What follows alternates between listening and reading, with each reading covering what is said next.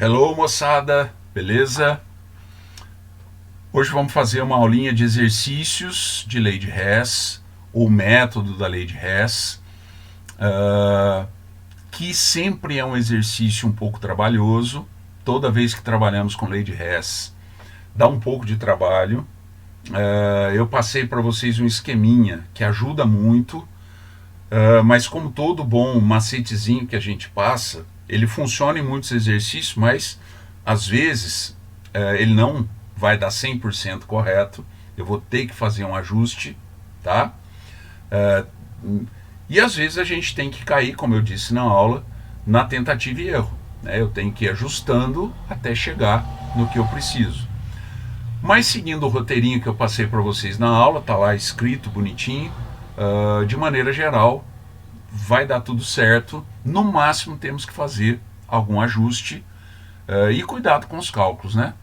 Falou em termoquímica, falou em cálculo de ΔH, é necessário sempre muita atenção para a conta, para os cálculos. Eu separei aqui 3 exercícios para fazer, vamos fazer com muito cuidado, com muita calma, vamos nós. Primeiro exercício é um exercício, se eu não me engano isso aqui caiu na FUVEST, e é um exercício literal, onde ele não dá exatamente valores. Quer dizer, ele está verificando se você sabe trabalhar com a teoria da lei de Hess e não necessariamente fazer conta, simplesmente. Então, olha que interessante o exercício. Ele fala assim, ó, as reações em fase gasosa, representadas por 3 equações, a equação 1, a 2 e a 3, liberam respectivamente as seguintes quantidades de calor: Q1J, Q2J, Q3J, sendo que Q3 é maior que Q2, que é maior que Q1. Ok? Essa é a quantidade de energia liberada pelas 3. Assim sendo, a reação representada pela decomposição do N2O5, formando 2 de Na2 e meio de O2, lembrando que ele diz aqui no enunciado que todo mundo é gasoso, ele quer saber se essa reação 4 é exotérmica ou endotérmica, se libera ou absorve calor, e ele quer saber como é que eu calculo o ΔH4. Pessoal, quando o cara quer que você calcule um ΔH e ele te dá várias etapas de reação, eu já sei que eu tenho que usar a lei de Hess, tá? Vamos ao método da lei de Hess. Todo mundo que é reagente aqui tem que ser reagente nas etapas. O N2O5 aqui, ó, é produto, então eu tenho que inverter a reação número 3. O NO2, o NO2 aqui é produto, aqui ele já é produto também. O oxigênio ele aparece em várias etapas. No método que eu passei para vocês, eu falei que quando um elemento na reação global, que é essa daqui, ó, aparece em várias etapas, eu não tenho que me preocupar com ele.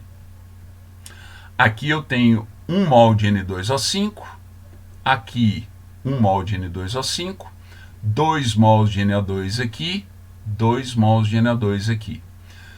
Qual é a conclusão que eu chego? Que não tem ninguém nessa primeira reação que aparece na global ou que eu tenha que usar para cancelar alguém aqui na de baixo. Então, veja lá, ó. Eu tenho que inverter a terceira, como nós vimos. A primeira eu posso desprezar. Não tem ninguém na primeira reação que me interessa para eu chegar na global. E essa aqui eu vou manter como está. Eu não preciso mexer na segunda reação, ok? Se você inverter essa daqui e deixar essa como está e somar as duas, você vai ver que vai chegar na reação global. Essa é a ideia, né? Bom, vamos à resposta. Primeiro raciocínio que eu tenho que lembrar. Quando usamos a lei de Hess, eu tenho que somar os ΔH das etapas que eu escolhi. Então eu tenho que somar esse aqui com esse daqui. Como eu tive que inverter a reação número 3, ó, como foi necessário inverter a terceira reação, e eu tenho que somar as entalpias, a resposta vai ser o Q3 com um sinal positivo, porque eu inverti a reação. Quando eu inverto a reação, eu troco o sinal. Então aqui vai ter sinal positivo, mais o Q2, só que o Q2 tem sinal negativo. Vamos lembrar, mais com menos dá menos. Então o ΔH4 vai ser Q3 menos Q2. E observe o seguinte, como Q3 é maior do que Q2, ele disse isso para mim no enunciado, se Q3 é maior do que Q2, então, vamos lá. Se Q3 é maior que Q2, olha a expressão aqui, ó. Q3 maior menos Q2, que é um valor menor, obrigatoriamente isso aqui tem que dar um valor maior que zero. O Q3 é maior que Q2. Se eu estou pegando um valor alto, subtraindo um valor baixo, isso obrigatoriamente tem que dar positivo. Portanto, a reação tem que ser endotérmica. Ela vai absorver calor. Portanto, a resposta é D de dado. Olha aqui, ó. A reação tem que ser endotérmica e o ΔH4, Q3 menos Q2, como Q3 é maior que Q2, esse valor aqui obrigatoriamente tem que ser positivo. Um exercício muito interessante que trabalha muito a parte teórica da lei de Hess. Observe que eu tive que raciocinar, mas cálculo não tive necessariamente que fazer, né? A não ser uma ideia do cálculo, mas não necessariamente o cálculo. Exercício muito interessante. Pessoal, o exercício 2 é um exercício, esse nós vamos ter que fazer alguns cálculos, tá? O primeiro era literal, esse nós vamos ter que fazer alguns cálculos. E observa o que ele está falando aqui, ó. Que para se defender do inimigo, o besouro bombardeiro, ele consegue liberar, quando atacado, hidroquinona e peróxido de hidrogênio. Essas duas substâncias reagem, formando um jato quente que espanta o agressor, de acordo com a seguinte equação. Então está aqui, ó, hidroquinona reagindo com peróxido de hidrogênio, também conhecido como água oxigenada, formando C6H4O2 e água. E observa que ele falou que o jato é quente, né? Então isso aqui vai ter que dar uma reação exotérmica. Na verdade, todas as alternativas já estão com sinal negativo, eu já sei que vai ser exotérmica. Mas veja, ele pediu o ΔH da reação da hidroquinona com a água oxigenada, que é essa daqui. O que ele me forneceu para fazer esse cálculo? Equações termoquímicas. Quando um exercício me fornece outras reações para calcular o ΔH de uma reação global, eu já sei que eu tenho que usar a lei de Hess, ok? Eu já sei que eu vou ter que usar a lei de Hess. Vamos ao método da lei de Hess. A hidroquinona aqui é reagente, aqui também é. A água oxigenada aqui é reagente, aqui ela é produto, então eu vou ter que inverter a reação número 2. O C6H4O2 aqui é produto, aqui também é. E a água aparece em duas etapas. Eu não tenho que me preocupar com a água. Porém, sempre, como eu disse para vocês, alguns exercícios eu tenho que fazer um pequeno ajuste. Aliás, na verdade, no método que eu passei, está escrito lá o seguinte: quando um elemento, uma substância que está em destaque aí nas etapas, que é o hidrogênio, o H2, quando uma substância aparece em mais de uma etapa e não aparece na global, eu tenho que dar um jeito de cancelar.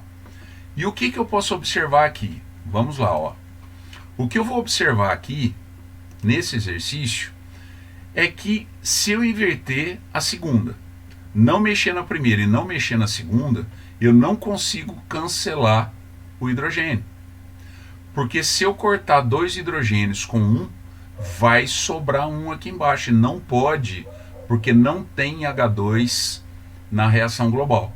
Então eu tenho que dividir a terceira por 2, para poder cancelar o H2 e vou poder cancelar a água também. Tá? Então, observa o seguinte. Aliás, cancelar a água não, né? A hora que eu inverter a segunda, e dividir essa aqui por 2, eu vou ter as duas águas aqui, ó, tá? Que é o que eu tenho aqui. Então, no método da lei de Hess, às vezes eu tenho que fazer esse ajuste. Então, vamos à resposta. Eu tenho que manter a primeira do jeito que está, inverter a segunda, para que a água oxigenada vá para os reagentes, e eu tenho que dividir a terceira por 2 para poder cancelar o hidrogênio, como aparece em destaque aqui, ó, tá? Então, dá uma olhada aqui, ó. Eu tenho que conservar a primeira, inverter a segunda e dividir a terceira por 2. Fazendo isso, olha aqui, ó. O ΔH da primeira fica, mais 177. Eu troco o sinal da segunda de menos 95 para mais 95 kJ por mol, porque houve uma inversão. E a terceira eu divido por 2. Como é que funciona a lei de Hess? Depois que eu fiz as alterações, eu somo todo mundo. Então, mais 177, mais 95, menos 286, dá menos 14 kJ por mol. Portanto, a alternativa A, esse é um exercício mais clássico de lei de Hess. Né? Vamos fazer mais um. Vamos praticar mais um pouquinho. Olha esse daqui. Esse aqui tem uma coisa interessante e que eu preciso chamar a atenção de todo mundo, que é o seguinte. Alguns exercícios, principalmente de lei de Hess, o cara ele não me dá todas as reações. Eu tenho que equacionar. Olha o enunciado desse exercício, moçada. No enunciado desse exercício ele fala que o cálcio gasoso reage com cloreto gasoso, formando o cloreto de cálcio sólido. Depois ele mostra o cálcio gasoso passando para cálcio aquoso, na segunda reação, e o cloreto gasoso passando para cloreto aquoso. Ele me dá 3 reações com os ΔH. E ele pergunta qual que é a entalpia de dissolução, o ΔH, da dissolução do cloreto de cálcio. Cadê a reação de dissolução do cloreto de cálcio? Muitos exercícios, eles fazem isso. A global, ele não dá a equação. Nós temos que equacionar. Então vamos relembrar. Pode ser uma combustão, pode ser uma reação de formação, mas aqui ele pediu a dissolução. O que é dissolver? Né? Dissolução é dissolver. É o cloreto de cálcio. Na verdade, o termo correto é dissociação. Substância iônica sofre dissociação. Né? Ali ele usou o termo dissolução, seria o correto, ali seria dissociação. Cloreto de cálcio é um cristal iônico, ele dissocia. Como é que eu equaciono a dissociação do cloreto de cálcio? Dá uma olhada. Então, primeiro é montar a global, que eu não tenho. Então, primeiro passo é equacionar a dissolução do cloreto de cálcio. Cloreto de cálcio sólido, quando jogado em água, dissocia formando o íon cálcio mais 2 aquoso e 2 mols de Cl-, que é o íon cloreto aquoso.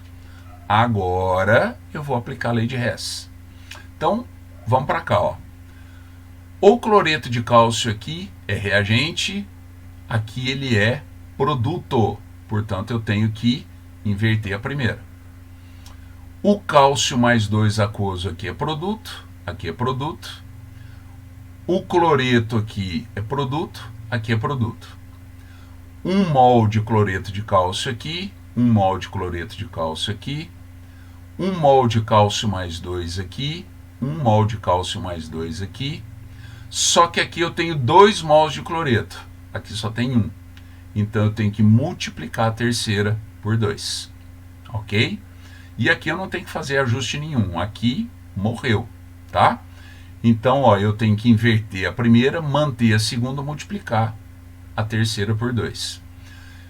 Invertendo a primeira, eu troco o sinal, de menos 2.260 para mais 2.260, mantenho a segunda, portanto, menos 1.657, e multiplico a terceira por 2, menos 340 por 2 dá menos 680.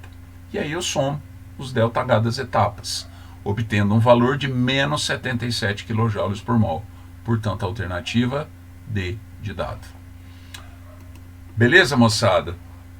Então aqui 3 exercícios muito bons sobre lei de Hess. O primeiro, que exige que você conheça a teoria, o que é endotérmico, o que é exotérmico, como é que funciona a lei de Hess, o conceito da lei de Hess.